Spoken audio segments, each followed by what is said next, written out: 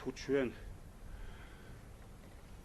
სერიოზულად და მართლა ღრმად ვადგივართ იმ გზაზე, რომელიც არის გზა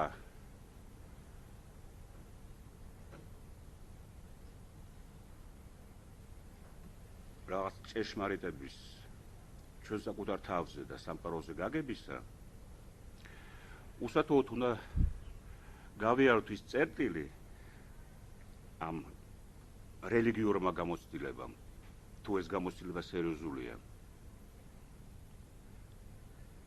თუ შეუპოვარია და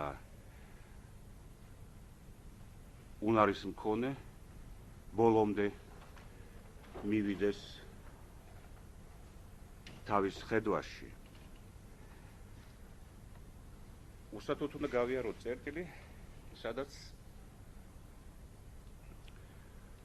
აზრის აუცილებლობა და აზრის თვისებები თავს იჩენენ რაღაცნაირი ბმულობით, რაღაც აუცილებლობით.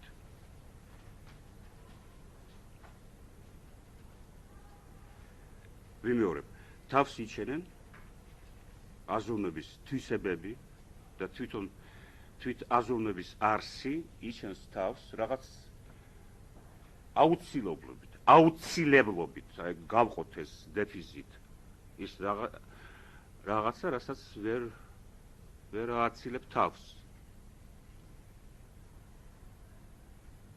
გინდა მარჯვნივ გაერბინე, გინდა მარცხნივ, გინდა წინ, გინდა უკან. ახსოვდი, დაწნარდი, ნებისმიერი ემოციები, ამაღლებული, დაბალი, ვერაფრით ვერ აუვლი, ვერ აცილდები რაღაც კვანძს. და ვიმეორებ, თუ რელიგიური გამოცდილება სერიოზულია, ჩვენ ამ გზაზე ვაწყდებით რაღაც წერტილს, ეს წერტილი უნდა გავიაროთ და ამ წერტილს იჩენს თავს აი ეს, თქვათ ასე, გაკვანძულობა, ბმულობა. მაგალითად მე მომყავდა მაგალითად.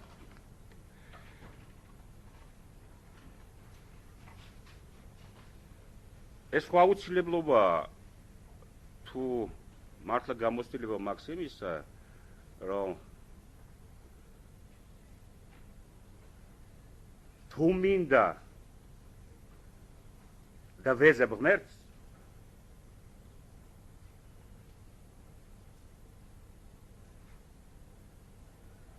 ეს ნიშნავს იმას, რომ მოპოვებული მაქვს.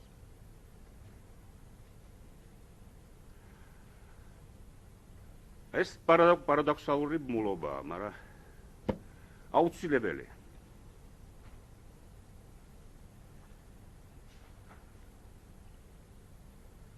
აუცილებელი, იმიტომ ვერ აუვლი ვერც, რომ თავის თავშია აუცილებელი. ახლა ერთი ფრაზით გავშიფრავ ამას, ჩვენ ვიტყვით ამას, შენ თუ სინდისიერი ადამიანი ხარ, ამ სინდისისთვის არავითარი აუცილებლობა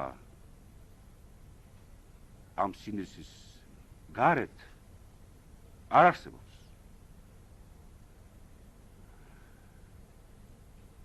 სწორედ სიტყვა უანგარო, ან წმინდა სიკეთე, ანუ წმინდა სიყვარული, ხმარობს სიტყვას წმინდას, ეს ნიშნავს სიყვარული როგორც ასეთი, ან სიკეთე როგორც ასეთი, ნიშნავს, რომ არავითარი ინტერესი არ გააჩნია.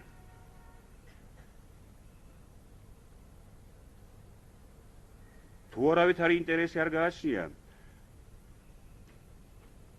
ეს ნიშნავს იმას, რომ ჩვენ არ შეგვიძლია მივუთითოთ რაღაც საგანი, გარეთ მყოფი საგანი. და ვთქვათ, აი ეს ამ საგანმა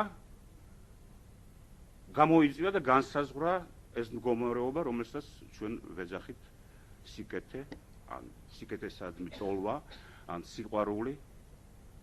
არ შეგვიძლია. იმდენად არის წმინდა სიყვარული, რამდენად ჩვენ არ შეგვიძლია მის გარეშე მყოფი ინტერესი ან საგანი გამოვყოთ. მაშინ იბადება ჩვეულებრივი კითხვა. ჩვენ ერთი ნაბიჯით ვამბობთ, რომ ნებისმიერი საგანი კიდევაც რომ იყოს ეს საგანი შესაძლებელი მიზეზი სიყვარულის ან სიკეთესა, ისე თვით სიკეთე იყოს რაღაცით დაინტერესებული,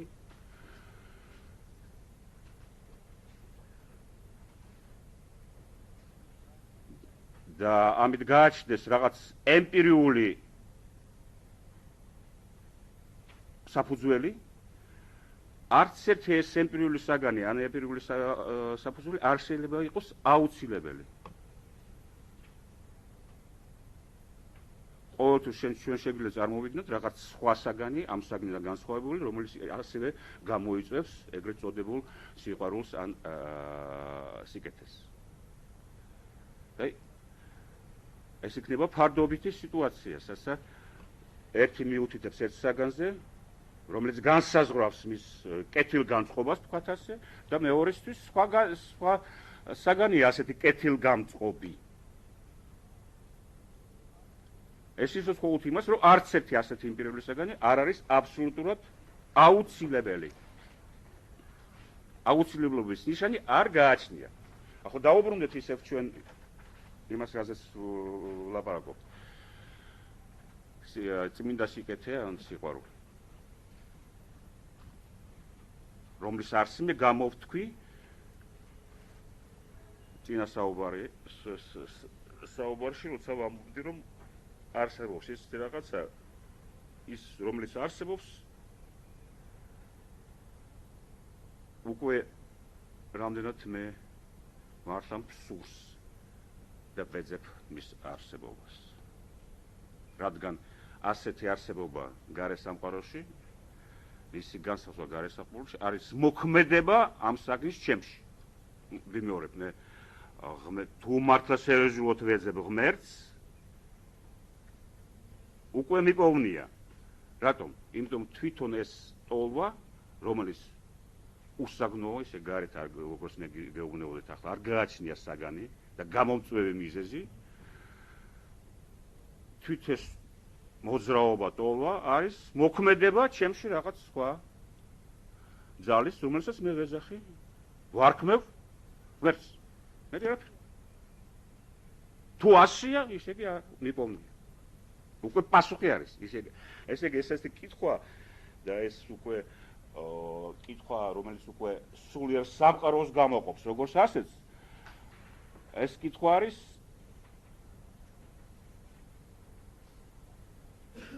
რომლის პასუხი არსებობს მხოლოდ ერთი. არსებობა იმისი, რომელიც სვამს ამ კითხვას.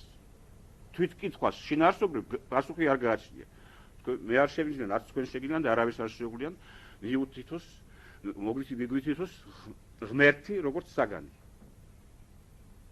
როგორც გარეშე მიზეზი. ეს არის რაღაც თვითმოქმედი ძალა, რომლის რადგან მე ამას ამ საგანს ვეძებს, ეგ არის ნიშანი იმის, რომ ეს უკვე მოქმედებს ჩემში, მოპოვებული.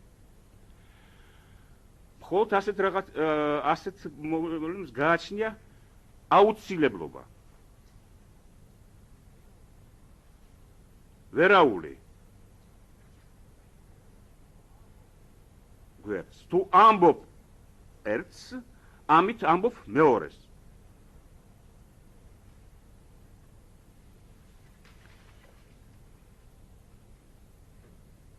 აი მას ვეძახი მე აუცილებლობას, ანუ ბმულობას, გაკვანძულობას. და ვაწყდებით ნებისმიერ სერიოზულ სულიერ კითხვაში, ტოლვაში, ძებნაში ვაწყდებით ამ წერტილს, სადაც თავს იშენს აი ასეთი აუცილებლობანი. და ეს აუცილებლობა არის აზრის როგორც ასეთის თვისებები. ბუნება აზრის.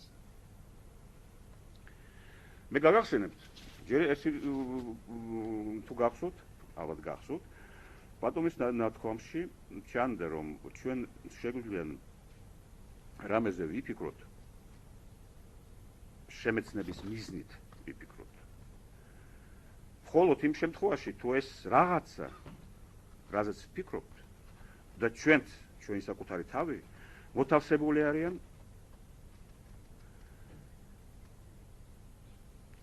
კეთილის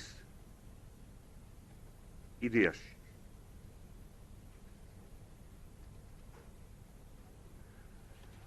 რომელიც ამავე დროს არ არის არსებული საგანი, არსებობის მიღმა, როგორც ამბობდა პლატონი. ის ვითარცა მასზე ღირსებით და ძალით აღმატებული არსებობის საზღვრების მიღმა, ამბობს პლატონი. ხოლო სიკეთის იდეაში ჩვენ შეგვიძლია შევიცნოთ რამე, კარგად დააკვირდით, სიკეთის იდეაში შევიცნოთ რამე. არა შევიცნოთ სიკეთის იდეა, არამედ სიკეთის იდეაში შევიცნოთ რაღაც. თქვათ ჩვენ ჩვეულებრივი, ჩვენი საგნობრივი ენა, ამ შემთხვევაში უნდა გადავაბრუნოთ და სხვანაირად მივეჩვიოთ სხვანაირად ფიქრს. ყოველთვის მეტაფორულად უნდა წარმოვიდგინოთ რაღაც ველი, რომელშიც ჩვენ ვარსებობთ, ან ჩვენი აზრი არსებობს. მაგალითად, ჩვენ ჩვეულებრივად ვამბობთ, რომ ჩემი ცნობიერება ჩემშია. ან რაღაც იდეა, რაღაც აზრი ჩემ თავშია. ან მე მომივიდა აზრი, მომივიდა იდეა. ეს არის უბრალოდ ასე აწყობილი ჩვენი ენა, რომელიც ტყუის. ჩვენ ყოველთვის უნდა ვიხმართ რაღაც, ენას ვერ მოვიგონებთ ახალს. ის ენა გაგვაჩნია, რომელიც გაგვაჩნია. როგორც ამბობდა ფრანსუა ვიიონი, on a les amours qu'on a. გაგვაჩნია ის სიყვარულები, რომელიც გაგვაჩნია, სხვა არ გაგვაჩნია. და მაპატიეთ ასე ცოტა თუ არის უმატებდა ფრანსუა ვიონი. მეთთან ლაპარაკს. იესოსთან ლაპარაკს. ასევე ის ენა გაგვაჩნია, რომელიც გაგვაჩნია. სხვანაირად ჩვენ შეგვიძლია მხოლოდ შევაჩეროთ და ყოველთვის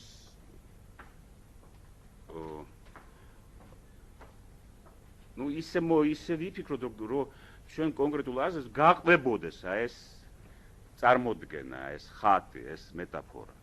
რომელი მეტაფორა? იმის მაგალითად, რომ ჩვენ ვიფიქროთ, რომ აზნაურობა, ცნობიერება ჩვენშია, მოდით ვიფიქროთ, რომ ჩვენ ვართ ცნობიერებაში. იმის მაგალითად, რომ ვიფიქროთ, რომ აზრი ჩვენ თავშია, ვიფიქროთ, რომ ჩვენი თავით ვართ აზრში. მე მომივიდა კი არა აზრი, მე ჩავარდი აზრში.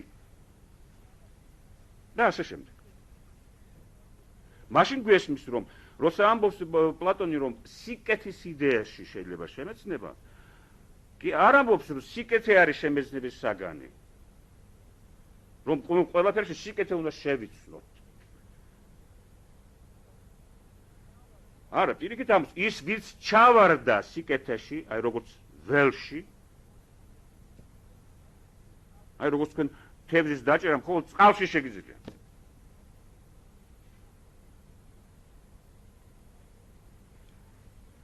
ასევე აი ეს თვითონ რაღაც ველია ეს სიკეთე, ანუ რაღაც სტრუქტურა, რომლითაც მე ვარ დასტრუქტურებული, როგორც სუბიექტი, რომელიც შეიცნობს რაღაცას. თუ ასე ვარ დასტრუქტურებული, ენაც არ ემორჩილება ასეთ სიტყვებს. მაშინ მე შემიძლია რაღაც შევიცნო.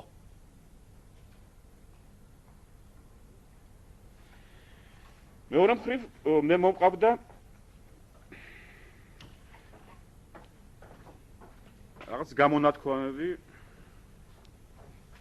რომელსაც ალბათ ავტორი არ გააჩნია ეს სახარების გამოთქვამი თუ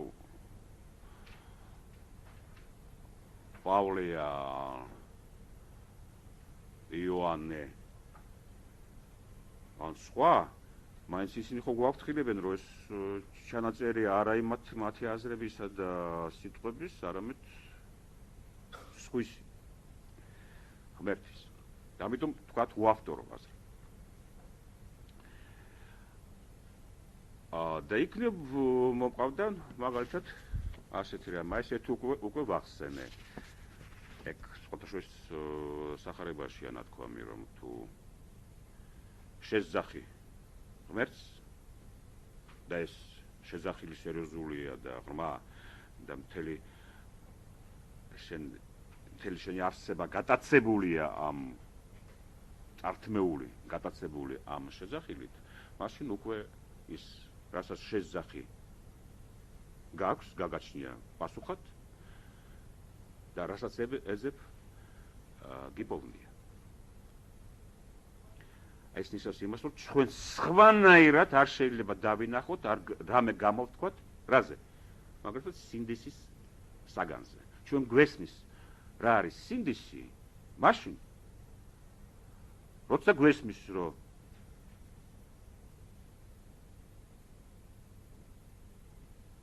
თვითმოქმედი გამოსახულობაა ჩვენში თვით ამ საგნისა რომელსაც ჩვენ ვათავსებთ გარე სამყაროში, მაგრამ სინამდვილეში გარე სამყაროში არ მოიძებნება ეს. და ეს არის უბრალოდ უკვე აზროვნების აუცილებლობა და მე ახლა ერთ მხარეს გაჩვენებთ ამ აზროვნების აუცილებლობას. იმიტომ რომ თქვენ ხშირად გაიგონებთ ასეთ ლაპარაკს, რომ სინდისი შეიძლება ჰქონდეს რამე ემპირიული საფუძველი. აი, მაგალითად, ზნეობრივი, სოციალური, ისტორიული პრაქტიკა ადამიანის შობს მასში, აი სინდისის ცნებას, როგორც ცნებას, რომლითაც ის ორიენტირებულია ამ ემპირიულ სამყაროში. ან შეიძლება სინდისის ცნება ემსახურება ბიოლოგიურ გადარჩენას. თქვენ ძალიან კარგად ის ბიოლოგს რო ელაპარაკოთ, განსაკუთრებით არა მარტო მარქსისტულად განწყობილ ბიოლოგს კი არა, ეს ასეთი რამე შემოხვედრია, უამრავი ლიტერატურა არსებობს ასეთი ევროპაშიც სხვა ენებზე, მარტო ქართულად და რუსულად არა. მე ვამბობ ქართულ-რუსულად, რადგან ეს საბჭოთა ენებია ამ გაგებით და მარქსისტული ტერმინოლოგიით სავსე. არა, ეს არის ჩვეულებრივი ადამიანური იდიოტიზმები, რომელსაც ეროვნება არ გააჩნიათ. არ გააჩნიათ. არც რუსული, არც ქართულია. არის არსებობს მთელი მიმდინარეობა ეთიკაში და ბიოლოგიაში, სადაც ნაცადია ბიოლოგიური დაფუძნება მორალის, სინდისის დაფუძნება მისი შერჩევის თეორიის საფუძველზე მაგალითად. ეს სამწუხაროდ უკვე არის დარღვევა ის აზროვნების აუცილებლობის. მე ვიმეორებ. თუ შენ ლაპარაკობ სინდისზე, თუ მართლა სინდისზე ლაპარაკობ და სინდისის ფენომენს შეიცნობ, მაშინ შენ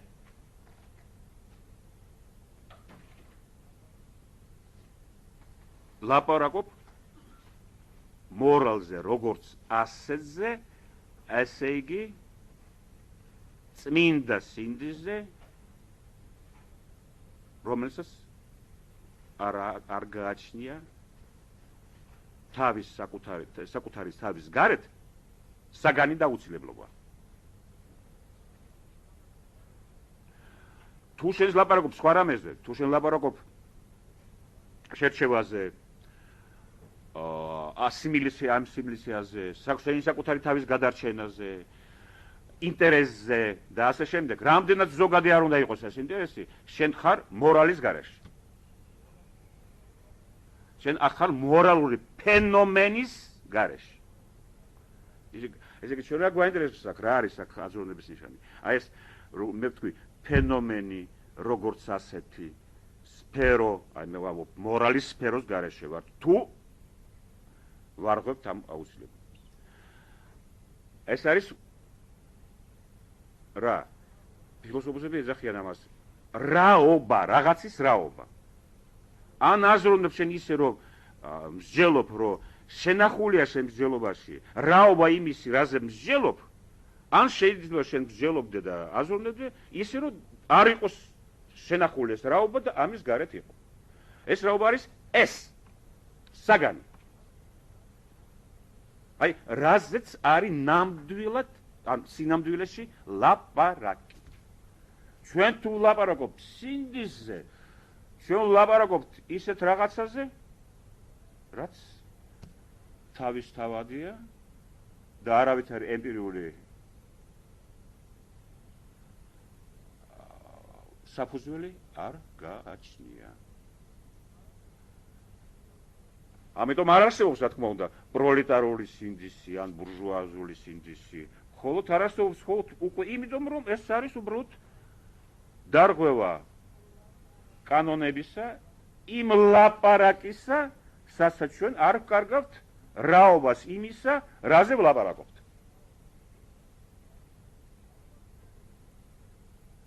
რაობა ფენომენია. როგორც ასე. აი როგორ შეიძლება ვილაპარაკოთ რაღაცას ნიშნებზე და სხვა რაღაცებზე, აი ენას ხო გააჩნია ნიშნები, ბევრი რაღაცა თვისება. მაგრამ ისე უნდა ვლაპარაკობთ, რომ ჩვენი ლაპარაკი იყოს ლაპარაკი ენაზე როგორც ფენომენზე. ესე იგი არ უნდა იყოს დაკარგული მისი რაობა. აი როცა ჩვენ ვლაპარაკობთ ხელოვნების ენა, რა თქმა უნდა ჩვენ არ ვლაპარაკობთ ენაზე, ეს არის უბრალოდ მეტაფორა. იმიტომ თუ მართლა ვლაპარაკობთ გულისხმობთ იმას, რომ ხელოვნება ენა ეს სისულელეა. ან ჩიტების ჟრიამული არ არის ენა. თუ ჩვენ ვლაპარაკობთ ნიშნებზე, შიფრავთ ჩიტის ხმაურს, გერებს, როგორც ნიშნებს, ენობრივ ნიშნებს. ჩვენ ენის მიღმა ვართ. დაკარგული გვაქვს ენის ფენომენი. ენის ფენომენი არ არის რაღაცის მოცემულობა, რომელიც ასოციაციებს იწვევს. აი ნიშანი მოცემულია და ასოციაციებს იწვევს ენასთან. მაგრამ ჩვენ თუ ავიღეთ ეს ნიშანი როგორც ენა და დავარქვით ენა და დავიწყოთ მასზე როგორც ენაზე აზროვნება, ჩვენ უკვე აზროვნების გარეთა ვართ, იმიტომ რომ დავკარგეთ რაობა იმ საგნისა, რომელსაც ვაზროვნებთ და რომელშიც ამ აზროვნებაში ვხვარობთ ტერმინს, ამ შემთხვევაში ენა. ჩემ შემთხვევაში სინდისი. და ეს გამოყოფა სინდისის ფენომენისა, რაობისა. თვით ეს გამოყოფა არის აზროვნების აქტი. აზროვნების აქტი. რა თქმა უნდა, ესეთი მოქმედება რაღაც საგნის, რომელიც თითქოს ჩემ გარეთ არის და გამოიხატება ჩვენ რეალურ ჩემ კონკრეტულ საქციელში და ამავე დროს ეს არის ჩემში მოქმედი ძალა, რომელიც შერწყმულია გარე საგანთან, როგორც შერწყმული შეიძლება იყოს ელვა და ამ საგანს წვამს და დაწვით ამ თავის ცესკრით ხოლმე ერთ რამესა ქმნის, იმიტომ საგანი ქრება, ქმნის ფორმას. თქვენ გესმოდით, რომ ცეცხლის მეტაფორა არის ჩვენ ენაში, ჩვენ ცნობიერებაში არის ის რაღაცა, რაც აძლევს, რადგან წვამს, აი როგორც თიხას რომ მიეცეს ფორმა, ის უნდა დაიწვას. ცეცხლი აღარ არის, ცეცხლის დაჭერა და გაჩერება შეუძლებელია, მაგრამ არის ფორმა. და რო იყოს ფორმა, ისევ უნდა იყოს ცეცხლი. და ეს არის ალბათ ამ ელვა, ისეთი ელვა უნდა წარმოვიდგინოთ, რომელიც ამ დროს რაღაც ისეთი ველია, რომელიც ჩვენ გვფარავს და ჩვენ ამ ველში ვართ.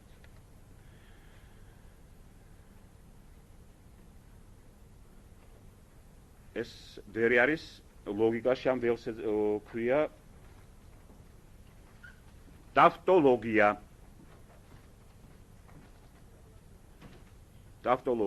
და ყველაფერი ის ჩვენი მტკიცება რამისა სამყაროზე, საგნებზე, რომელიც შეიძლება დაყვანილი იქნას ტავტოლოგიაზე, აი ესეთი გამოთქმა, მტკიცება არის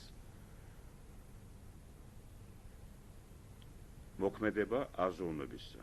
ისე იგი აზროვნებას მიეკუთვნება. ვიმეორებ, ის რაც ჩვენ შეგვიძლია ტავტოლოგიამდე დავიყვანოთ, ამ რაღაცას შეგვიძლია დავარქვათ აზრი.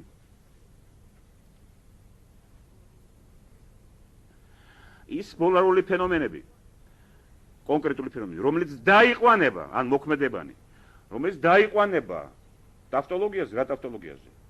ტავტოლოგია მე გამოვთქვი უკვე. კეთილი ადამიანი, კეთილია. სხვა ჩვენ სიგეთეზე სხვა არაფრის თქმა არ შეგვიძლია სინამდვილეში. კეთილი ადამიანი, კეთილია. აქ არ არსებობს, რატომ აკითხეთ კეთილი? კეთილი ადამიანი, კეთილია. რატომ არის ღმერთი? იმიტომ რომ რადგან მე მას ვეძებ, ეს მისი ჩემში მოქმედებაა. ღმერთი არის, იმიტომ რომ არის ღმერთი. ეს ტავტოლოგია არის. და იმდენად რამდენად ასეთ ტავტოლოგიებს შეუძლიათ რაღაც ორგანიზაცია მოახდინონ ჩემ მორალში, ან ჩემ აზროვნებაში, იმდენად მე ვარ ან მორალის, ან აზროვნების სფეროში.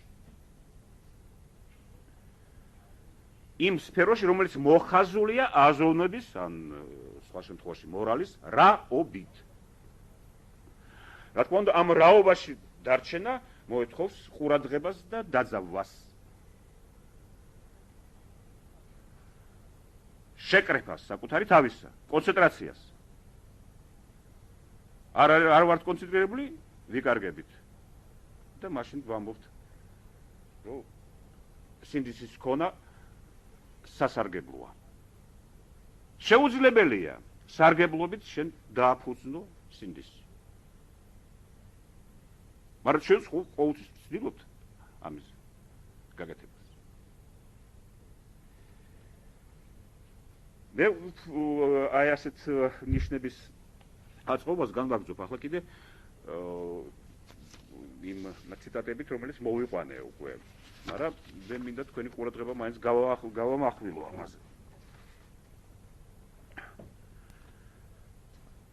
მოსმესადაც ქართული ტექსტი ამოვიწერე, მაგრამ მაშინ მქონდა ფრანგული და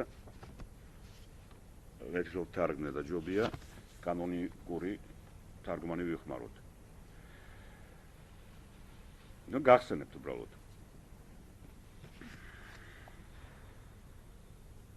ასეთ რამეს. ეს არის კორინთიელებისადმი ეპისტოლე პირველი. მე-12 თავი და მე-3 სტრიქონი. ამიტომ გაუწყებთ, რომ ვერავინ, ვინც ღმერთის სულით ლაპარაკობს, ვერ ითქვის შეჩვენებულია იესო.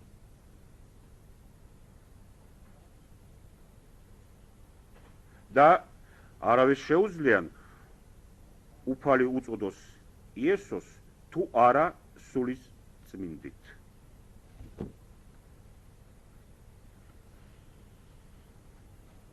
ეს არის ეს ბმულობა, აუცილებლობა, რომელიც წაწყდება სული, ჩვენი ცნობიერება, რომელიც არის ამ შემთხვევაში რელიგიური განცდის რელიგიურობის სერიოზულ განცდის გზაზე.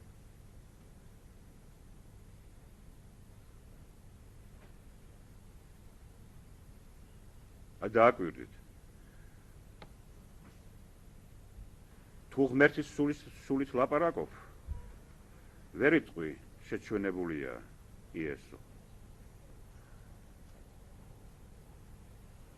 ამ შემთხვევაში თქვენ შეგიძლიათ შეცვალოთ იესო, ნებისმიერი საგანი, რომელიც თქვენ მიანიჭებთ რაღაც ბოროტ თვისებას. ეს ჩვენი აზროვნება არ არსებობენ საგნები რაღაც თვისებებით. ამ თვისებების შორის არის ზოგი ბოროტი თვისებაც.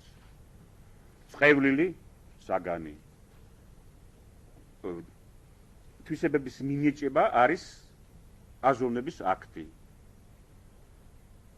მოგეთ ელექტრონს ფიზიკაში გააჩნია სიჩქარე, იმპულსი, ან მდგომარეობა.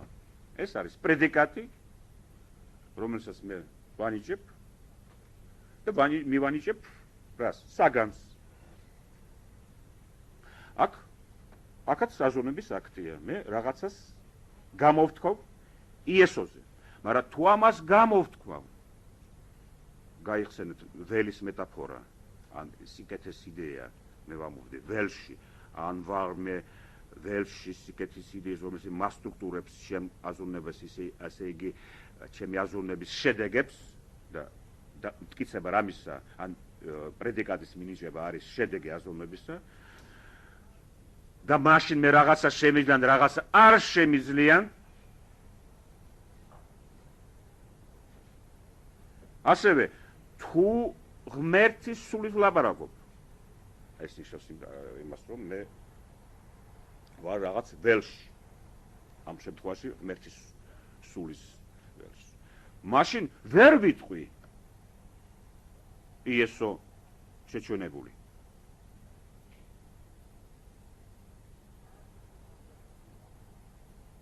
აზრათაც ვერ მომივა, სხვათა შორის ხო არსებობს რაღაც კანონი, რატომ მოგვდის ეს აზრი და სხვა აზრი არა.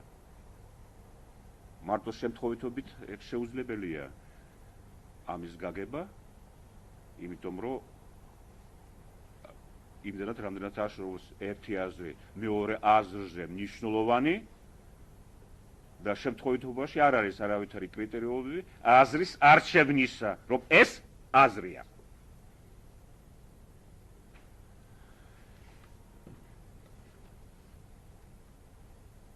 ვერ ვიტყვი შეჩვენებული იესო. და მეორე მხარე ამ ტავტოლოგიისა, იმიტომ ეს არის ტავტოლოგია. მეორე მხარე არის და არავის შეუძლია უფალი უწადოს იესოს თუ არა სულის წმინდით. ერთ შემთხვევაში მე რაღაც ბოროტი თვისება დავინახე საგანში, მაგრამ თუ ეს საგანი თვით სიკეთის იდეის მოქმედებით არის გამოწვეული ჩემ ამ საგნისადმი მიმართებაში, როგორც იესო არის გამოწვეული, მაშინ მე არ შემიძლია მასში დავინახო სიბოროტე. ეს ხო გასაგებია, მე ტავტოლოგიაზე ვლაპარაკობ. არ შემიძლია უწოდო შეჩვენებული, ანუ წყევლილი.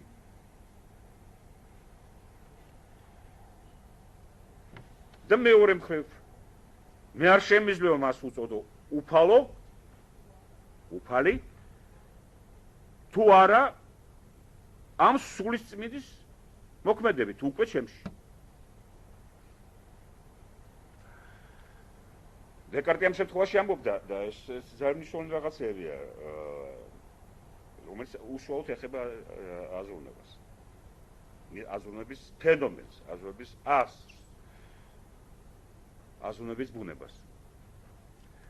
მაგალითად, ჩვენ გვაქვს, აი როგორც სინდეზზე გვაქვს წარმოდგენა და არ შეიძლება ჩვენ საიდანმე გამოვიყვანოთ ამ წარმოდგენის დაბადება ჩვენ თავში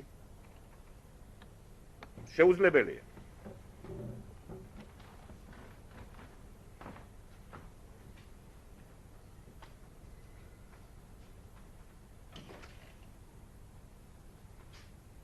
ასევე მაგალითად დეკარტის შემთხვევაში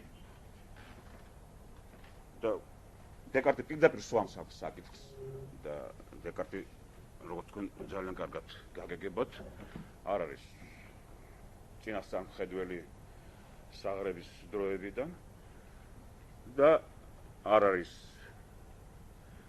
რელიგიური მოღვაწე, არის თანამედროვე აზროვნების და მეცნიერების ფუძემდებელი. ის ამბობს, საიდან მომივიდოდა მე მარადიული სიცოცხლის იდეა და სურვილი მარადიული სიცოცხლისა. არ მარტო დავგვირდი. საიდან? ფაქტია, რომ არსებობს ასეთი აზრი, წარმოდგენა. ფაქტი არის, რომ არსებობს ასეთი სურვილი. შეიძლება არ არსებობდეს, ან არსებობდეს, მაგრამ არსებობს, არის ფაქტი. საიდან?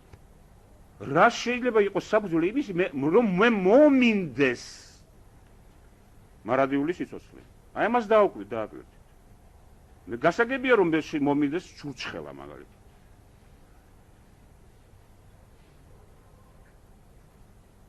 და მილიონი რაღაც ასეთი რაღაცა. მაგრამ საიდან? არაფერი არ არის, აი ამას დააკვირდით გარეშე სამყაროში ისეთი, რომელიც იყო შესაძლებელი საფუძველი, მიზეზი იმის, რომ ჩემში დაიბადოს ის იდეა. არ არსებობს ასეთი რამე. ამბობს დეკარტი.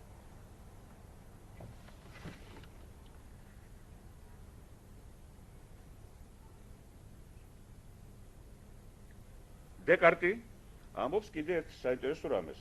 სამწუხაროდ ჩვენ არც ქართულად, არც რუსულად ისევ გულისხმობ აი ჩვენ კულტურულ სამყაროში, რომელიც საბჭოთა საზღვრებით არის მოხაზული.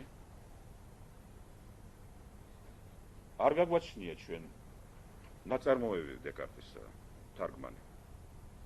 თარგმნილია მხოლოდ პრაქტიკულად ნაწყვეტი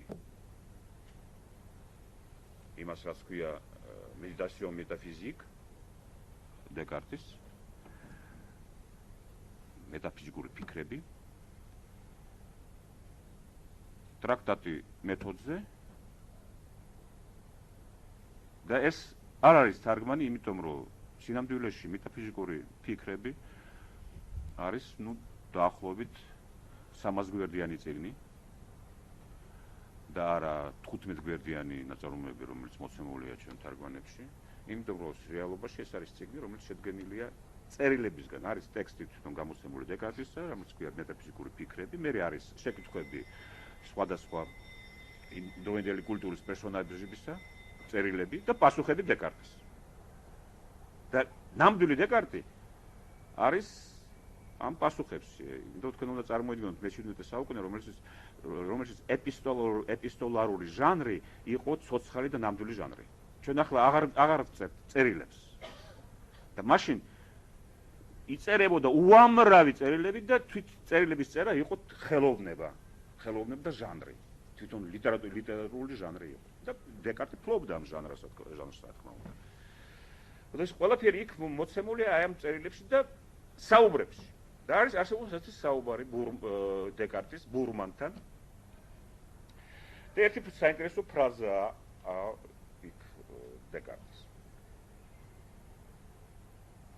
აი ამ ფრაზის გაშიფრვა შეიძლება თვითონ ეს გაშიფრვა იყოს წარმოადგენდეს დაახლოებით 300-400 გვერდს და ეს 300-400 გვერდი იყოს თლიანობაში სურათი რა არის აზროვნება და რა არის ფილოსოფია. აბსოლუტურად მისტიური გამონათქვამია. რომლის რაღაც კავშირშია აი ამ სახარების ტექსტებთან, რომელიც მე მოვიყვანე.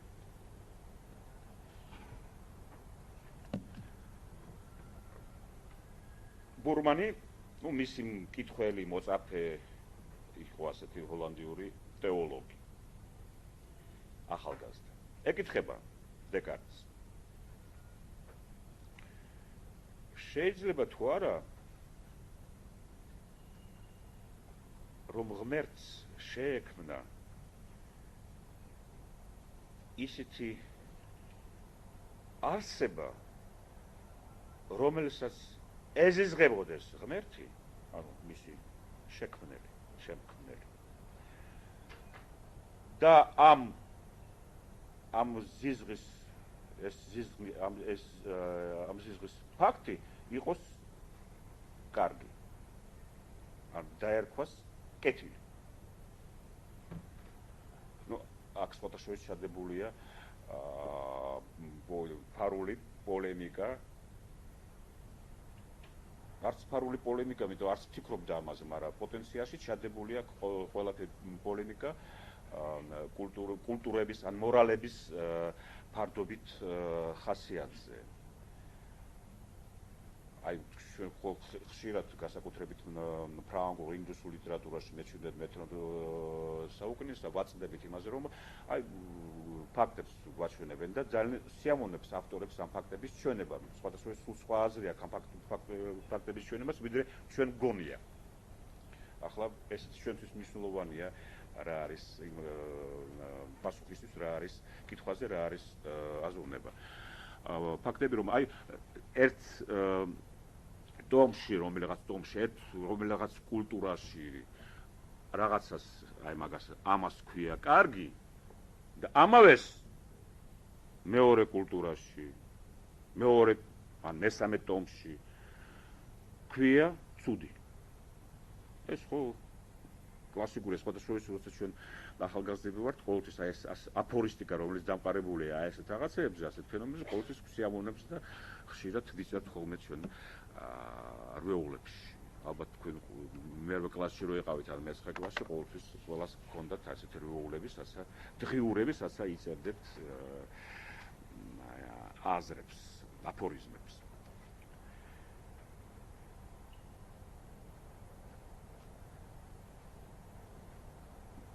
ვიმეორებ.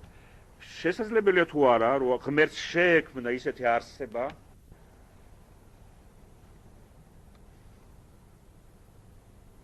რომელსაც შეეზიზღებოდა ღმერთი და ეს ზიზღი ამ ზირს დაერქმეოდა კარგი, კეთილი.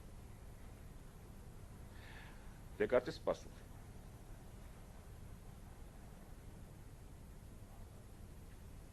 ახლა აღარ შეუძლია.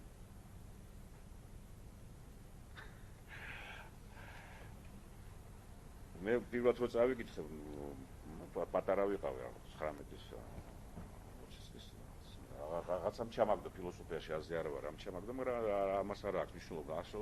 მნიშვნელობა აქვს იმას, ეს პირველად რო წავიკითხე, ნუ აბსოლუტური იდიოტად მომეჩვენა ჩემი საკუთარი თავი.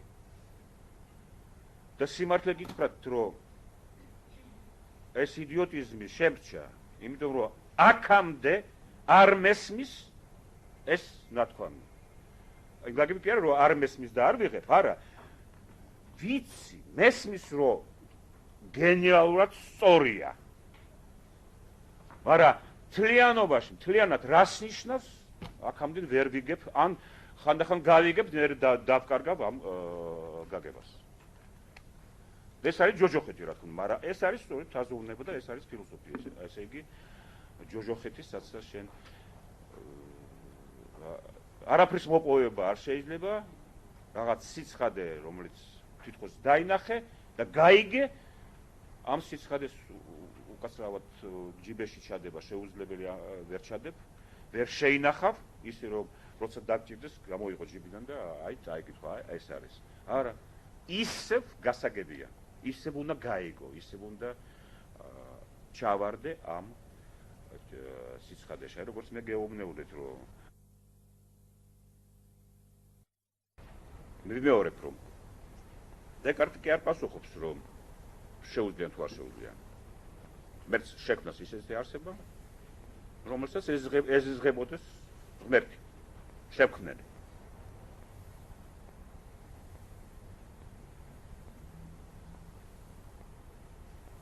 ის ამბობს, რომ ახლა აღარ შეუძლია.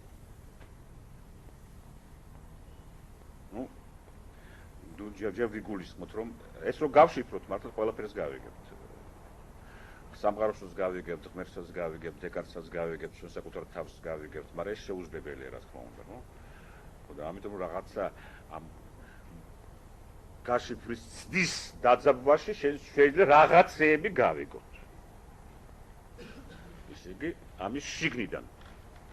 ეს გამონათქვამი, რომელიც ჩვენთვის თეანობაში ბოლომდე არ შეიძლება გასაგები იყოს, იმიტომ რომ თეანდ გაგება და ბოლომდე გაგება ნიშნავდა უნდა ნიშნავდეს ღმერთის შემეცნებას, სამყაროს შემეცნებას, ჩვენი საკუთარი თავის შემეცნებას ბოლომდე და ასე შემდეგ. მაგრამ ამის შიგნით თუ ვართ, აი როგორც პლატონის სიკეთის იდეაში ჩვენ შეგვიძლია რამე გავიგოთ.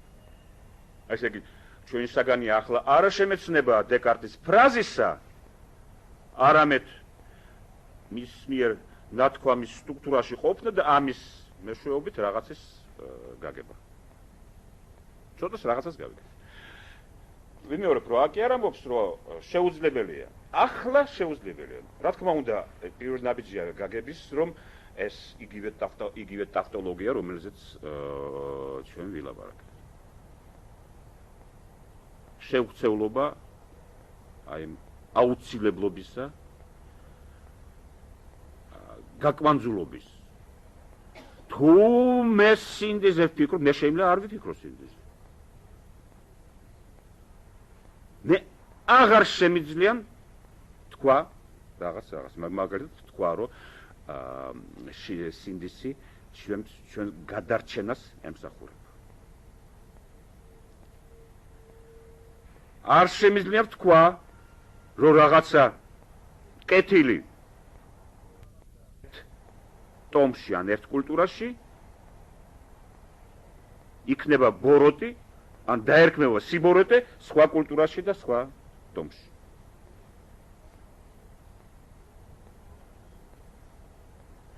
თუ ის ტომი ან ის კულტურა ამავე ველშია, შეუძლებელია ასეთი რამე, ან უკვე შეუძლებელი.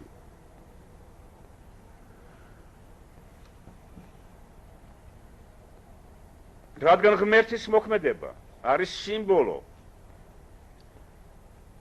არსებობისა, იმ არსებისა, რომელიც ღმერთთან მიმართებაში პოულობს რაღაცას,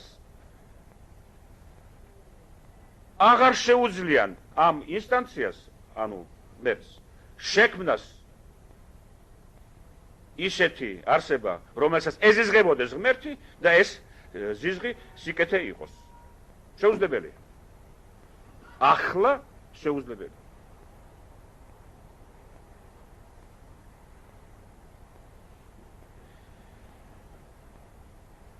რატო ამბობს დეკარტი ამას? დეკარტი თიშავს დოგმატიურ გამონათქვამებს სამყაროზე. ესეთ გამონათქვამებს, რომელიც არ არიან პირველადი გამოსახულება, ან პირველადი გამონათქვამი თვით ქმნადობის რაღაც არსებისა, რომელიც ამ გამონათქვამით არსებობს და თავის თავს ასრულებს სამყაროში. ღმერთზე გამოთქმული ასეთი არსების კი არ არის ისეთი გამოთქმული, რომელიც რაღაც საგანზეა გამოთქმული გარეშე სამყაროში და ამ საგანზე ჩვენ შეგვიძლია ემპირიული არგუმენტები მოვიყვანოთ. ეს გამოთქმია ის რის მიერთაც სრულდება ეს არსება. რაღაც ველში სასამოქმედებს ძალები, რომელიც არ არის ამ არსების ამ შემთხვევაში ადამიანის ძალები. თავარია ჩვენთვის შეუქცევლობა. თუ ეს არის, უკვე არის, აი ეს ტავტოლოგია უნდა მივიღოთ და რაღაც სხვა შეუძლებელია. თუ დაისმა ეს კითხვა სამყაროში, ან ვიღაცას მოუნდა სურვილი გაუჩნდა მარადიული სიცოცხლისა, აღარ შეიძლება იმ ინსტანციამ, რომელიც იგულისხმება ასეთ ლაპარაკში, ღმერთს, იმ ღმერთმა შექმნას აღარ შეუძლია. ამ შექმნას არსება, რომელსაც ეზიზღებოდეს ღმერთი და ეს ზიზღის ფაქტი იყოს კეთილი. ეს ერთი ნაბიჯის კი არ არის ამ სიტუაციის გაშიფრვის ან ფრაზის გაშიფრვის. მე ხო გაგაფრთხილეთ, რომ მე ვერ გავშიფრავ ამას და ვერ თქვენ გავშიფროთ. მაგრამ თუ ვეცდებით გავშიფროთ, რაღაცას გავიგებთ ისეც, რასაც ვერ გავიგებთ სხვანაირად. ამას მთელი 300-400 გვერდი მთელი ფილოსოფია ჩადებული მთლიანად ასეთ გამონათქვამში. მე ვუბრუნდები იმას, რომ ეს საწყისია აზროვნების უნარი გამოთიშვისა განყენებული დოგმატიური მტკიცებისა, რამენაირი მტკიცებისა სოფლიოზე, სამყაროზე, საკუთარ თავზე. იმიტომ რომ ნებისმიერი მტკიცება არის რაღაც ჭეშმარიტება, რომელიც შენ მიაწერ რაღაც ხდომილებას, ან სამყაროში, ან შენ საკუთარ თავში. შენ ამბობ, ეს ასე. საიდან? განსაკუთრებით ღმერთზე. საიდან? რა შეგიძლია შენ ღმერთზე თქვა?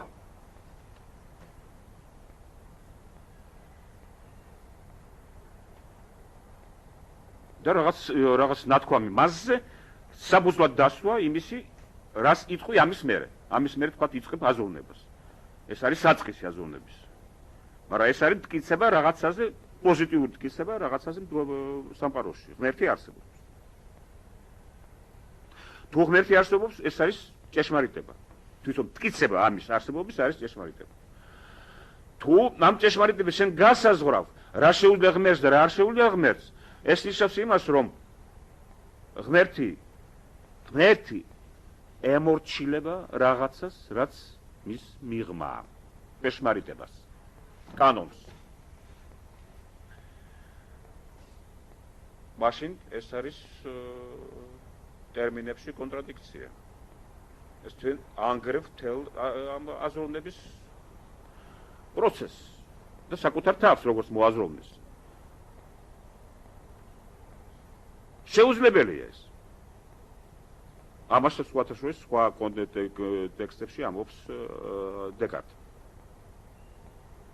როცა უნდა ახსნას, რას ნიშნავს აზროვნება, რას ნიშნავს კოგიტო ერგო სუმ და სხვა ასეთი განყენებული მტკიცებანი სამყაროზე. არ შეიძლება ღმერთის გარეშე საერთოდ იყოს რაღაცა და კიდევაც ისეთი რაღაცა, რომელსაც თვით ღმერთი ემორჩილება. მიყვება რაღაც ჭეშმარიტებას, რომელიც დაფუძნებულია ღმერთის აქტის გარეშე. და რომელმაც უნდა გამოიწვიოს რაღაც აქტი ღმერთის. აი ეს ასეა, ეს კანონიერია და ამის მიხედვით, ამის მოდელზე ღმერთი ქმნის რაღაცას.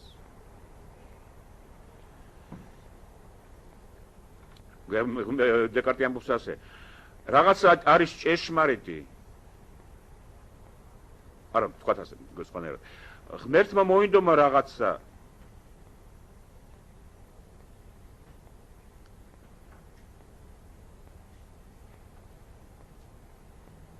და შექმნა რაღაცა. იმიტომ კი არა რომ ეს ჭეშმარიტია. და კეთილი. არა. ეს ჭეშმარიტია და კეთილი, იმიტომ რომ ღმერთმა შექმნა. ისე ასე შექმნა და ეგ არის.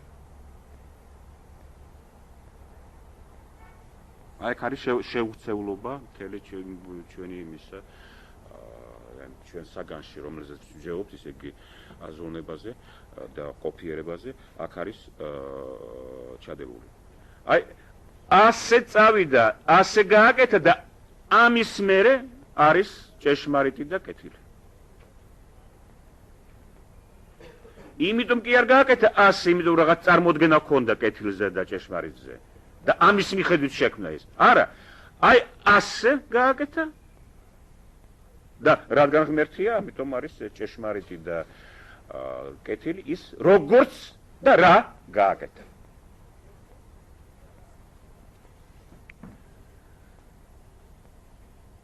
რატომ ვეძებთ ჩვენ?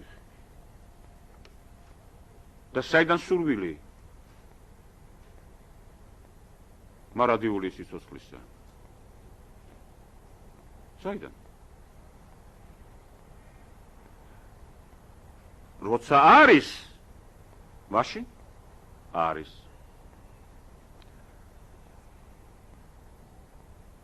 თუ მოვისურვეთ, მაშინ არის სურვილი. ეს ტავტოლოგია არის.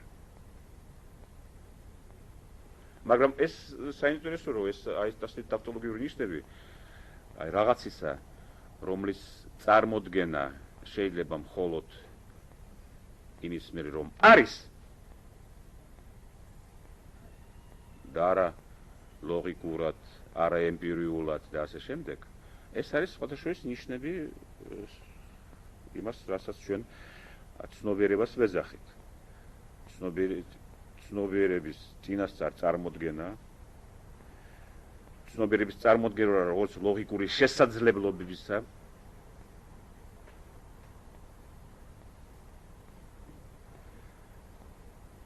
შეუძლებელია. ასევე როგორც ინდივიდის. აქ არის ორი პრობლემა. კონცეფციო და ინდივიდი.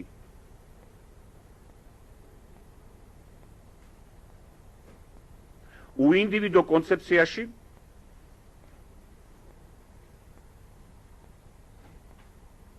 აი კონცეფციო არის აი შემთხვევით არ არის ლათინურ სიტყვაში არის კიდე ჩადებული შობის ასოციაცია. ნუ კონცეფციო ეს როგორც აი დათესო ბავშვი. კონცეფციონ.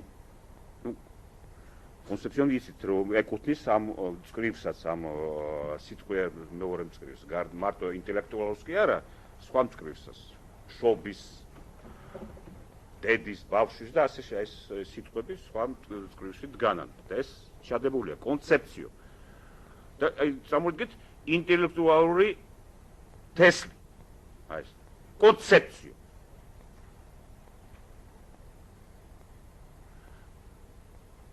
თუ უინდივიდო კონცეფციო თუ ინდივიდოა მაშინ უსასრულოა ესე იგი ყველა მიზეზს რაღაცისა გააჩნია მიზეზი ამ მიზეზის მიზეზს გააჩნია კიდე მიზეზი ანუ საფუძველი ამ საფუძველს ამ საგნობრივ წკრივში თუ ყველა საფუძველი საგანია ან ნივთია გააჩნია კიდე სხვა საფუძველი და ეს ჩვენ მივდივართ უსასრულობაში. რაც ყვეთს უსასრულობას? რა არის შესაძლებელი და აზროვნების დამაკმაყოფილებელი გაჩერება? იმიტომ რომ ჩვენ თუ უბრალოდ ვოლუნტარულად გავაჩერით აი ეს სხვა მიზეზიდან მიზეზზე, ეს არ აკმაყოფილებს აზროვნებას. ეს არის შემთხვევითი გაჩერება ან ვოლუნტარისტული გაჩერება. ისეთი გაჩერება აკმაყოფილებდეს აზრს. როგორია? ეს გაჩერება არის, რა თქმა უნდა, ინდივიდუალური წერტილი. რომლის წინასწარ წარმოდგენა ან ლოგიკური შესაძლებლობიდან წარმოდგენა შეუძლებელია და მისი კონცეფცია არის მხოლოდ როცა არის ეს ინდივიდი. იმის მიღმა ჩვენ შეგვიძლია არ ვეძებოთ საფუძველი ან მიზეზი ჩვენი კონცეფციის. მე თქვენ ზიხართ ჩემს წინ, ჩემ თვალს წინ. თქვენი კონცეფცია მე შეგვიძლია მხოლოდ თუ თქვენ ხართ მოცემული. ყველა სხვა მოცემულება, რომელიც არ არის ინდივიდუალური, იმის წარმოდგენა ან წარმოსახვა შეიძლება. მაგრამ თქვენ ხართ უნიკალური. ეს შეთანხმება სხვადასხვა თვისებების, აი რომელიც თქვენშია. აი ყველა ინდივიდში, როგორც ინდივიდში. ეს ამის შეკრება შეუძლია მხოლოდ იმ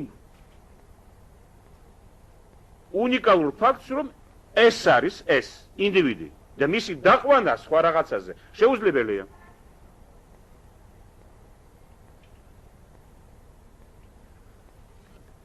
ესე იგი ეს ნიშნავს იმას, რომ კონცეფცია არის დამოკიდებული ინდივიდუაციოსთან. კონცეფცია, ინდივიდუაცია. ეს განუწყვეტელი რაღაცა.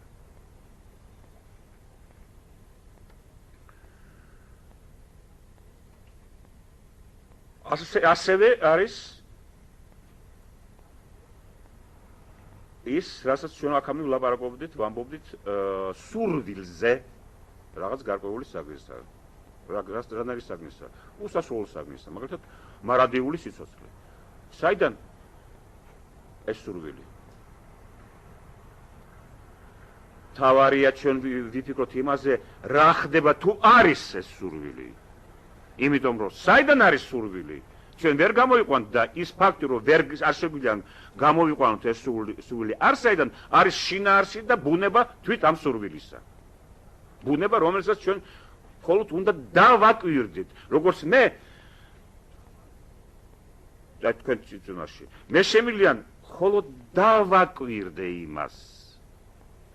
რას ნიშნავს თქვენი უნიკალური ინდივიდუალობა და არა ვიფიქრო, გამოვიყვანო, საიდან შეიქმნა და როგორ შეიქმნა ეს ინდივიდუალური რაობა ჩემ თვალწინ. ეს იგივე ჩვენ მიუბრუნდეთ რაობის პრობლემას, რომელზეც მე უკვე ვილაპარაკე.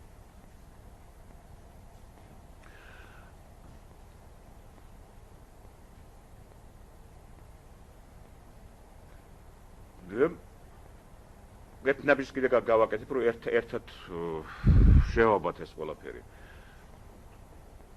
მე გეუბნეოდით, რომ ცნობიერება არის მოწმე.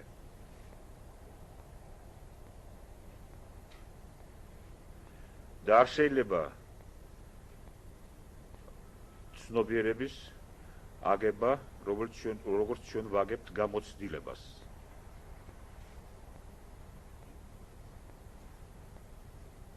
როგორც არ შეგვიძლიან მოწმე ავაგოთ, როგორც აგებენ გამოცდილებას. მოწმე ან იყო, ან არ იყო.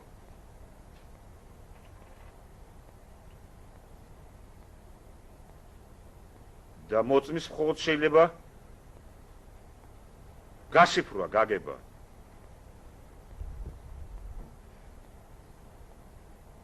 ანუ სხვანაირად მოვატრილოთ. ცნობიერების მოწმობა და ცნობიერება არის მოწმობა. აი ესეთი რაღაცაა, რის ცოდნა შეუძლებელია. ან ცნებებში წაკითხვა. აი როგორც ინფორმაციას ჩვენ ვკითხულობთ ცნებებში. არ შეიძლება მისი ცოდნა ან მიღება მისი ნიშნებში, ცნებებში წაკითხვით. ის ან არის, ან არ არის. თუ მოწმე რამისა არ იყო, ჩვენ ყოველდღიურ გამოცდილებაში ვიცით ეს აი ეს თვისება, რომელიც ზოგადი თვისებაა ცნობიერების, მაგრამ ჩვენ სხვანაირად ვიცით.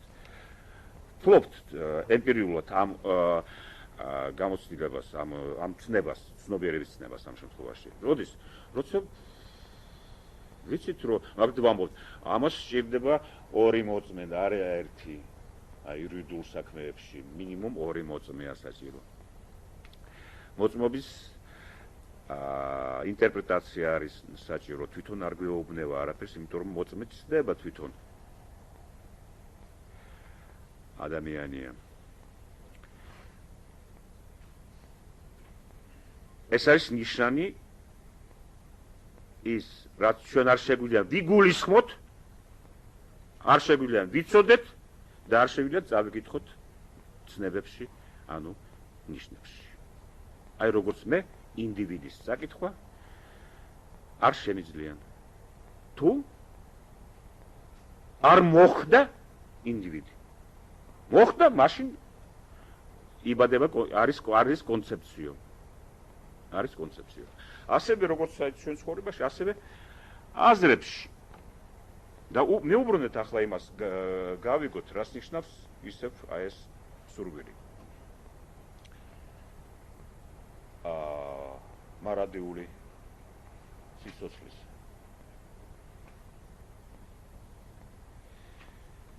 აქ არის საინტერესო რამე, თქვენ თუ აიღებთ ლეიბნიცის შრომებს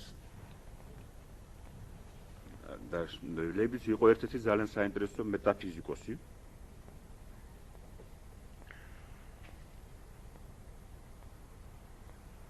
ის ამბობს ასეთ რამეს. ასეთ, მეტაფორას გვაწოდებს, რომ წარმოვიდგინოთ, რომ ჩვენი აზრი რაღაც მანქანაა.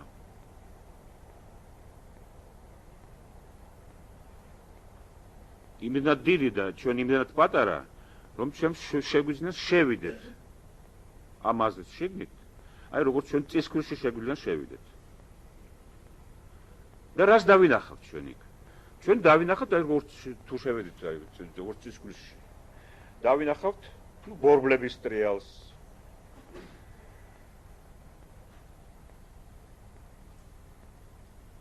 და სხვა ნაწილებს. ამ ხდომილების, რომელსაც ქვია აზრი. და ვერსად ასეთ ნაწილში ჩვენ ვერ დავინახავთ აზრის ნიშანს. ვერცერთში. რამდენადაც უფრო დავაკვირდეთ ამ წისქვილს, ვერ დავინახავთ. ასევე სხვა უფრო შორეული ანალოგია ამისი, თქვენ გაგაჩნდათ მხოლოდ მექანიკის ცნებები და თქვენ ღმერთმა ჩაგაგდოს შიგნით გენერატორის შიგნით. ელექტროდენის გენერატორის. თქვენ დაინახავთ მხოლოდ მექანიკური ნაწილების ურთიერთმოქმედებას და თქვენ ვერ გაიგებთ რას? საზრის ამ მანქანისა. ვერცერთ ნაწილში თქვენ დენს ვერ დაინახავთ. მარტო იმ გაგებით კი არა, რომ ფიზიკურად ვერ დაინახავთ. ვერ დაინახავთ როგორც საზრისის ნაწილს. და თქვენ მისცემთ საზრის აი ამ მოძრაობებს, მექანიკურ მოძრაობებს. ხოლოდ თუ ცნება გაგაჩნიათ რის ელექტროდენისა, რომლის ეკვივალენტი არ არის მოცემული არც ერთ ნაწილში, ხილვად ნაწილში ამ მანქანისა. ასევე ეს ანალოგია, შორეული ანალოგია გადმოვიდანთ უკან, ისევ სულზე. ღემის ამოს ასეთ ხილვად ნაწილში თქვენ ვერ დაინახავთ ამ აზრს.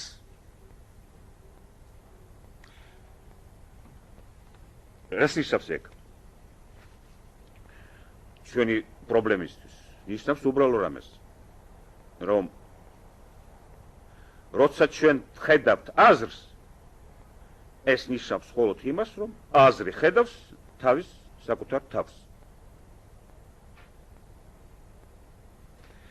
და იმაში, რაშიც ჩვენ ხედავთ აზრს, არავითარი აზრი არ არის.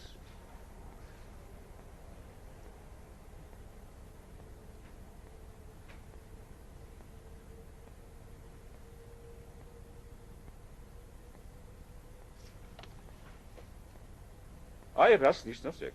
და ეს აზრი შეიძლება მხოლოდ იყოს, ან არ იყოს.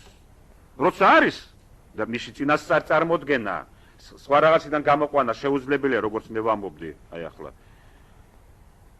ცნობიერებაზე, ინდივიდზე.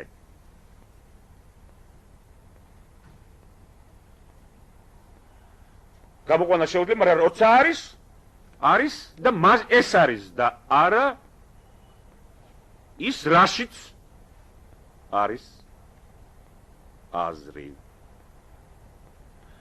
ამით ჩვენ მაგალითად ვიტყვით ერთ რამეს, რომ ადამიანს კი არ გააჩნია, ზოგს გააჩნია, ზოგს არ გააჩნდეს სიკეთე როგორც ემპირიული მისი თვისება. თუ ვხედავთ კეთილ ადამიანს, ეს ნიშნავს, რომ ორ რამეს, ერთ რამეს, რომ ჩვენ ვხედავთ კეთილ ადამიანს, იმიტომ რომ ჩვენ თვითონ სიკეთეს ველში ვართ და ამ შემთხვევაში სიკეთე ხედავს სიკეთეს. და მეორე, რომ ის თვითონ, რომელშიც სიკეთეს ვხედავთ, იმას სიკეთე კი არ გააჩნია, როგორც მე, მაგალითად ცისფერი თვალები გამაჩნია, ან თქვენ წაბლისფერი თვალები. მასში თვითონ, ან ჩემში თვითონ არავითარი სიკეთე არ არსებობს. როგორც ემპირიული თვისება, ანუ მონაცე. ეს ხდება მხოლოდ, ხდება და ხდომილება არის, თუ მე და თქვენ ვართ ველში. სიკეთის, ანუ თუ აზროვნებაზე ვლაპარაკობთ, აზროვნების ველში. და აზროვნება როცა ხედავს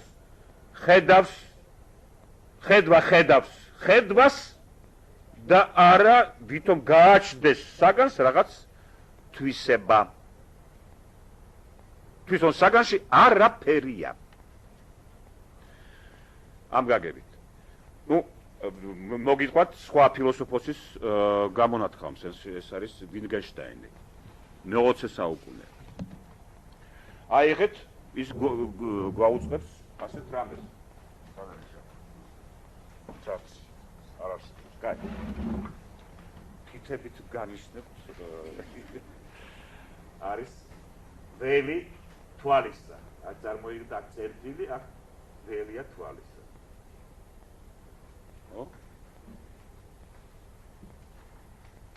არის ასეთი მისტერიული ფრაზა ვინგენშტაინის ტრაქტატში, რომ ამ ველში, საგნების ველში, რომელსაც ხედავს თვალი, არაფერი არ გვანიშნებს, არ გვაუწყებს იმას, რომ ამ საგნებს ხედავს თვალი. ვემეორებ.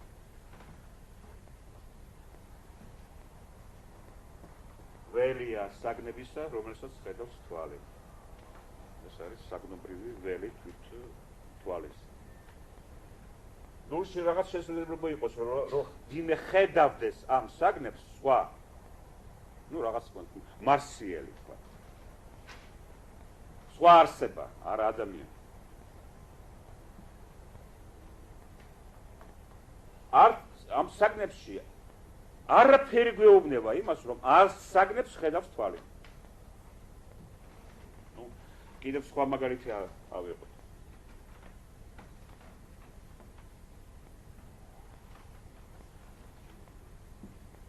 საერთაშორისო ყოველთვის არის დამთხოვები მართოს, რომ ერთი 4 წლის წინ თუ 5 წლის წინ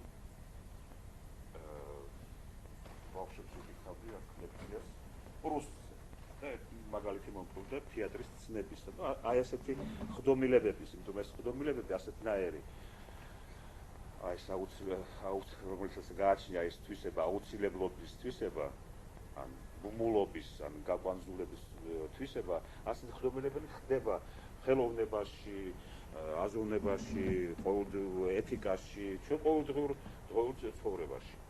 ხო და მომყავდა მაგალითი თეატრის.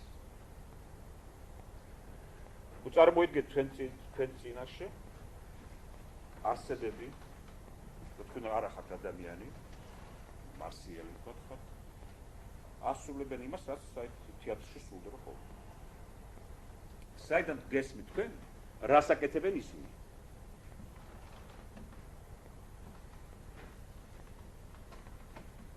ამბობენ, მოძრაობენ, ამბობენ სიტყვებს, შეიძლება მუსიკას გაყვება ამ მოქმედებებს და სიტყვებს. შუქის ცვალებადობა, ტრამპა არის სცენისა. საიდან ისიც რომ ეს თეატრია?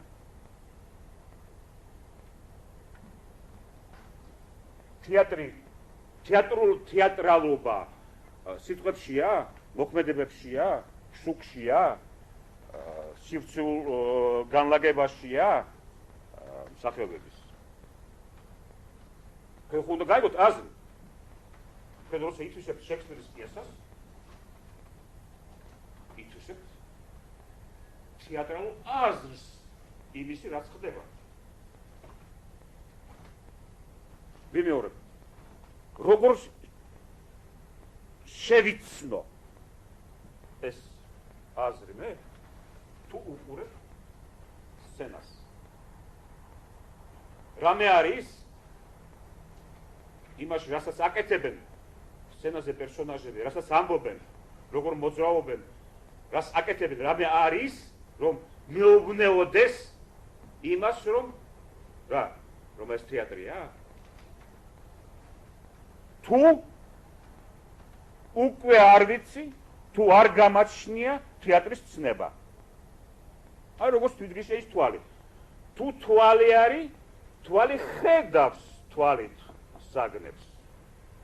მაგრამ თვით ამ საგნებში არაფერი გვაუწყებს იმას, რომ ეს საგნები დანახულია თვალით. ასევე ის რაც ხდება ფიზიკურად და მენტალურად და ფსიქოლოგიურად თეატრში, სცენაზე არაფერი არ გვაუწყებს იმაზე, რომ ეს თეატრია. ხოდა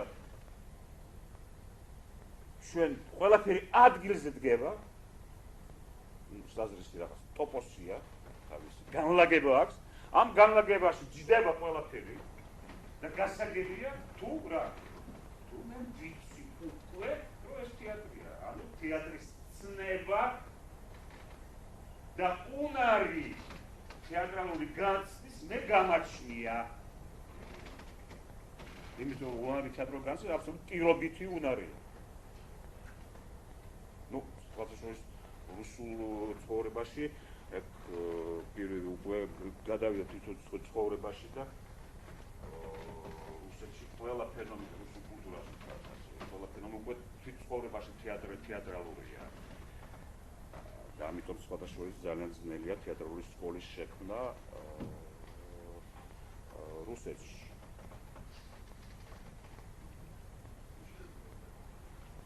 კი ბატონო.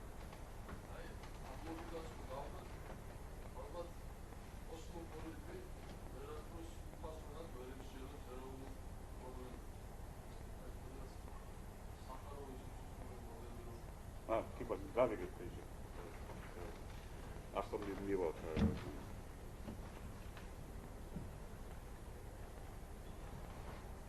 ხოდა ამას უყვებოდი და მე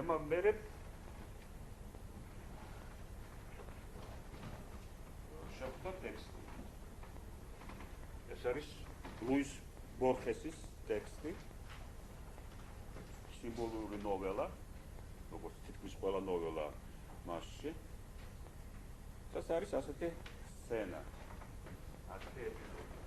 ზის ავეროეში, ამას ზუსტად რომელი არაბული მოაზროვნე და თარგმნის არისტოტელის ტექსტს, ესთეტიკას. და თარგმნის ამ თეორიის, ესთეტიკური თეორიის იმ ნაწილს, რომელიც ეხება თეატრს ტრაგედიის ცნება და აღწერა ტრაგედიის ბერძნული ტრაგედიის. და ამ ჯის პანჯერასა და ეზოში თამაშობენ ბავშვები. და იმ თამაშში შეიძლება ადამიანმა, რომელსაც გააჩნია თეატრის ცნება, უფრო გამარტივია ამ მაგალითს, რაღაც მომაყავ და მე როგორ დასმა და ანალიზი ამ მაგალითის, მაგრამ მაგალითის აწყობაში მომყავს მისი ინტერპრეტაცია. ამ ბავშვების თამაში რაღაც ელემენტებია თეატრის, იმიტომ ჩვენ როცა აღწერა უნდა ფიზიკური თანმიმდევრობა უნდა იყოს რაღაც დომინების ტექსტში. აღწერაში. რაღაცა უყურებს და ეს აღწერილია როგორ უყურებს ბავშვი თამაშობს.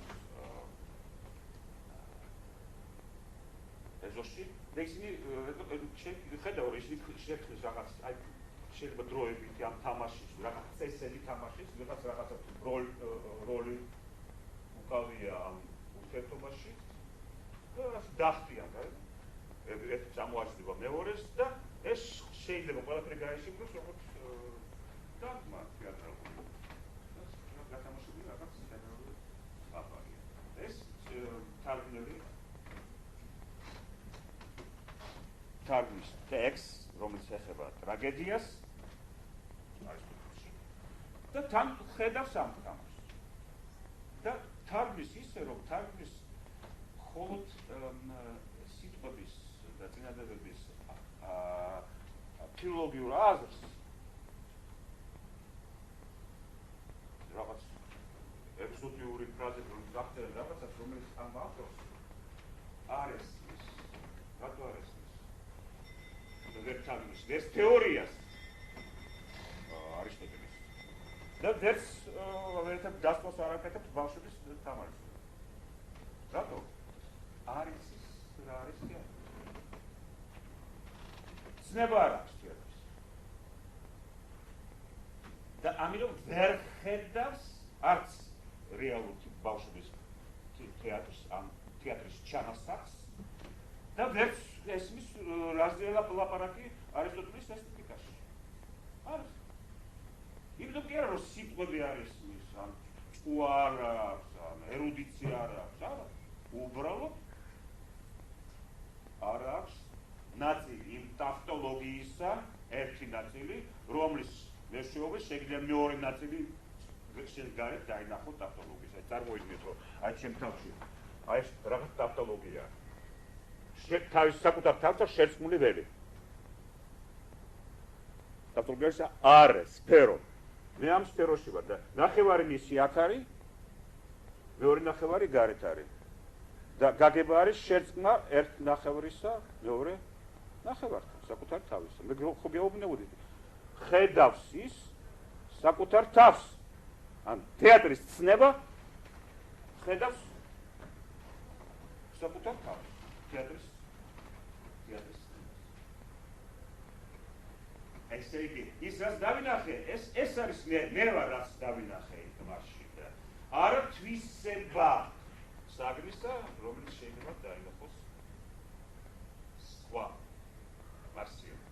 თუ არ გააჩნია ეს ცნება, ამ შემთხვევაში თეატრის ცნება, თუ გააჩნია თეატრის ცნება, ის იქნება ისევ შერწყმად ტავტოლოგიის ნაწილების ერთ მანეთთან. და ამიტომ მნიშვნელობა აქვს ამას იმისთვის, რომ ჩვენ გავიგოთ რა ხდება მაგალითად შეფარდების ფარდობით არგუმენტაციაში. არგუმენტაცია მე-18 საუკუნეების იყო ასეთი, რომ გვაჩვენებდა რა ერთ კულტურაში ესია, მეორე კულტურაში იგივე სხვანაირია და ასე შემდეგ. პოლიტიკაში მაკიაველის შრომა. აქ იყო ძალიან მნიშვნელოვანი რაღაცა. ეს იყო გაწმენდა საერთოდ ჩვენი აზროვნებისა, რომელიც ჩვენ სხვანაირად უკვე გავიგეთ, რადგან ჩვენ თვითონ რაღაც უცობაში ჩავარდით და ამ უცობაში ვარსებობთ უკვე კაი 60 წელიწადია. ეს ძალიან მნიშვნელოვანი აზრია, რომ თავისთავად საგნებში არაფერია. ხოლო ამ აზრის მეშვეობით ჩვენ შეგვიძლია რაღაც აბსოლუტური წერტილები გაგვაშკეს აზროვნებაში და ეთიკაში და ასე შემდეგ.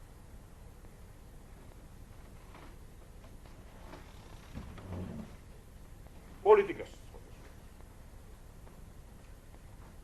პოლიტიკა როცა მაკიაველი გვაჩვენებს იმას, რასაც ქვია მაკიაველიზმს პოლიტიკოსებში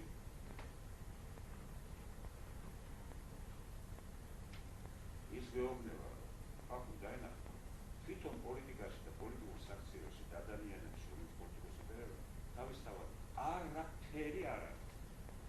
არც მაღალი არ დაბალია, ის უბრალოდ არის საჭიროა ადამიანები ეშმაკობ და ასე შემდეგ. არავითარი ამაღლებული მხოლოდ ჩვენ სულშია თუ ვართ ქრისტიანი. ჩვენ ამას ვხედავთ და ეს იქნება მხოლოდ თუ ასე უყურებთ და ჩვენი თვალისთვისებაა და ჩვენი სულის თვისებაა და არა თვით საქციელს. თვით პოლიტიკური საქციელი არც მორალურია, არც ამორალურია. აი ამას გვეუბნება ჩვენ მაკიაველი. ეს გაგება არის ძალიან დიდი განთავისუფლება. ძალიან დიდი განთავისუფლება. მაღალი ზნეობის განთავისუფლება. პარადოქსალურია.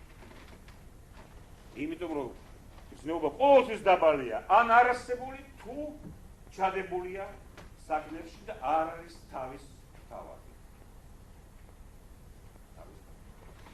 ახლა მინდა უპასუხო თქვენ შეკითხვაზე. ხოდა ეს გვეუბნება ორ რამს. ესეთი თუ ინდივიდი არის მაშინ კონცეფციო და არის აბსოლუტური წერტილები. და ჩვენ შეგვიძლია დიდ აზროვნება. თუ აბსოლუტური წერტილები არ გაგვაჩნია, აზროვნება შეუძლებელია. იმიტომ რომ ფარდობითი ბუნება აქვს ყველაფერს. მე უბრალოდ გეტყვით, რომ ეინშტეინი რაც შეასრულა ეინშტეინმა ფიზიკაში, ეს უკვე კაი ხანია შესრულებულია ფილოსოფიურ აზროვნებაში, იმაში რაც შეეხება აზროვნებას როგორც ასეს და ზნეობას და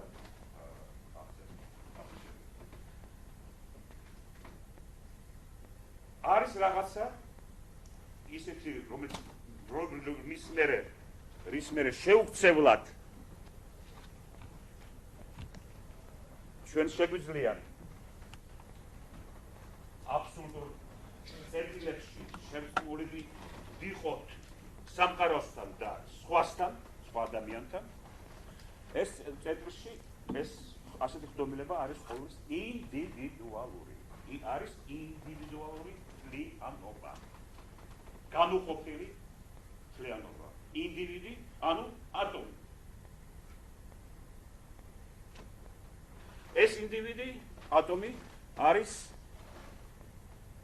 შედეგი გზისა, რომლის არც წარმოდგენა, არც ცოდნა შესაძლებელია. ჩვენ რამდენად იმდენი ვიცით მასზე, რამდენად ის მოცემულია და თავის მოცემულებით გვეუბნება რაღაცა. აი როგორც თქვენ მოცემული ხართ ჩემ წინაშე და ამ მოცემულებით თუ მეუბნებით რამეს. ან არ მეუბნებით, ან მეუბნებით. და რას წავიკითხავ ეს იქნება. ეს გზები, რა თქმა უნდა, გასაგებია, უნიკალურია. და ის, ვისაც არ გააჩნია ეს და ან კონცეფციო, ინტუიციო, აქ კონცეფციო იგივე ცხოვრის სიტყვა, როგორც ინტუიციო. იმის გაგება, რამის გაგება არ აშუქება. იმიტომ გასაგებია, აქ ორი რამე გვაქვს. გასაგებია, ისე აუცილებლად უნდა გავიგოთ ის, რაც ინდივიდუალურია და რის წინასაც წარმოდგენა ან ლოგიკური შესაძლებლობებიდან გამოყვანა შეუძლებელი იყო და ეს არის ეს უნდა გავიგოთ და ეს არის ყველაზე მნიშვნელოვანი და გასაგებოდი და ყველაზე სერიოზული და ამავე დროს ასეთი სერიოზული და არ გაგვაჩნია არავითარი თავშესაფარი ისეთი რომელმაც გადაგვარჩინოს იმისგან რომ აუცილებელია აქ ეს ხდომილება რომ მოხდეს სამყაროში აუცილებელია განვლოს გზა ინდივიდუალური უნიკალური გზა რაც უფრო მნიშვნელოვანია ჩვენთვის რაც უფრო სერიოზულია ჩვენ ცხოვრებაში რაც უფრო ბუნების რაღაც ნიფტის ბუნების მატარებელია, აი ამ საქმის ბუნება გააჩნია, რაღაცა მატარებელია ამ ბუნების ამ საქმის. აი ეს ყველაფერი ამ ყველაფრის არ შეიძლება ცნებიდან შემეცნება. ცნებებიდან შემეცნება ამისა შეუძლებელია.